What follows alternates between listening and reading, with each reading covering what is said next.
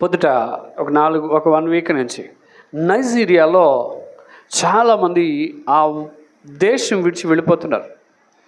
క్రైస్తవుల్ని Islamic టెర్రరిస్టులు అందరూ చంపేస్తున్నారు. ఈవెన్ అమెరికా వాళ్ళు కూడా ఎవరు ఏం చేయలేని పరిస్థితి.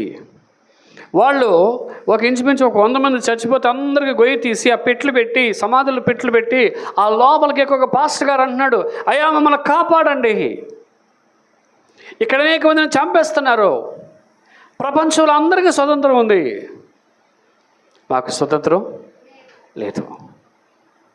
దేవుని వైపే వాళ్ళు చూస్తున్నారు, దేవుని సహాయం కావాలని చూస్తున్నారు. ఆరాధించుకోవడానికి సమయం లేదు.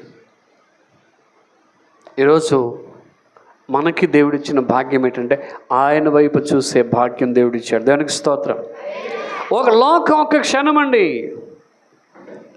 ఈరోజు పేపర్ న్యూస్ ఏంటంటే, ఇవాళ న్యూస్ ఏంటంటే ఆఫ్ఘనిస్తాన్కి పాకిస్తాన్ యుద్ధం జరుగుతుంది. బాంబులు వేసుకుంటారు ఒక్కొక్కరు.